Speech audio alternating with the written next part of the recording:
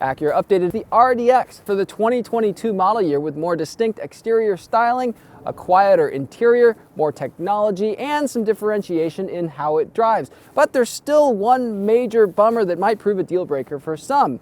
We'll cover the major takeaways on the 2022 Acura RDX, and we'll get to that big bummer. Now, overall styling changes for 2022 are fairly mild, but there's one noticeable thing here, and it's these openings on the outsides of the front bumper. These are more vertical now. Before, you had kind of a boomerang-shaped, kind of dual-level opening outside. There's also thinner framework for the grille here, and a new design for the front fog lights. Less is going on in back, where the RDX can have circular or kind of rectangular-shaped tailpipes. Now, inside, the RDX has plenty of upscale, handsome textures, things like raised stitching here with padding where your arms and your elbows fall. Certainly feels kind of fitting with the compact luxury SUV class. We're not as thrilled about kind of the layout of some of the buttons here. There's lots of physical buttons, and I want to say good for Acura for having that, because that's better than having, touch sensitive controls or burying too many things into kind of a menu, a sub-menu on the display. But the use of real estate here is a bit strange. Check this out. I mean, there's things like prominent automatic mode buttons, not for the climate control, for the heated and ventilated seats in our test car. There's this giant piece here that's just the drive mode selector. Again, really, really large things. And then you get really tiny climate controls, a volume knob up here. That's an important control. It's just really, really tiny on the dashboard. So just kind of a bizarre sense of placement there. Now, Acura says for 2022 that it did increase sound deadening and acoustic glass. Should be especially noticeable, Acura says, in upper trim levels of the RDX. I can say we didn't experience too much road or wind noise in this test car, this A-spec vehicle, so mission accomplished, it seems. The RDX uses a turbocharged 4-cylinder, which makes the SUV seem reasonably quick.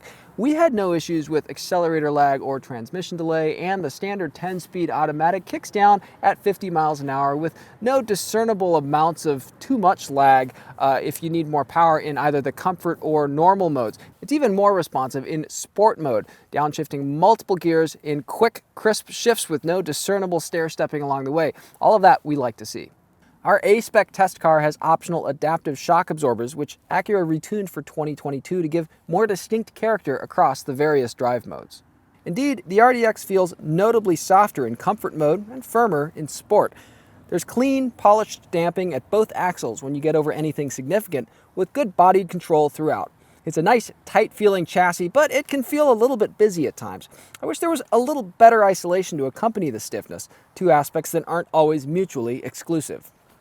Steering is very low effort in comfort mode, much weightier in sport mode. Again, a lot of differentiation across the two ends of the spectrum. There's not a ton of feedback either way, but sport mode does feel a little more dialed in during cloverleafs. So what's the big problem? It's Acura's true touchpad interface, something the brand seems kind of stubbornly committed to here in the RDX. Notice Acura says touchpad, not touchscreen. That's because this isn't a touchscreen. This is a static display up here. You got to work this touchpad down here to control it. It means fishing your finger around here and making selections by pressing down. It's just not very intuitive versus a plain old touchscreen up here.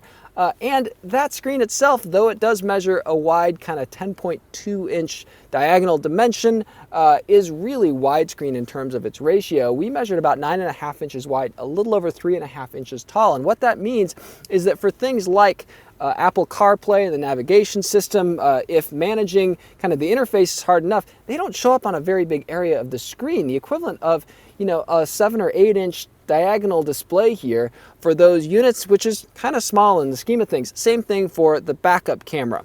The other thing difficult to deal with is this transmission. It's a push-button gear selector. We've always kind of taken issue with those in Acura vehicles. It's not the most intuitive. Would be simpler just to have a conventional lever-style gear selector. And despite all that seeming technology, the RDX is still missing some basic tech features, things like low-speed lane centering. In the RDX, lane centering doesn't kick in until you're going about 45 miles an hour or so, which means that during the vast majority, potentially, of your commute, if you're in traffic, the lane centering ain't working. And that is a pretty standard feature among RDX competitors.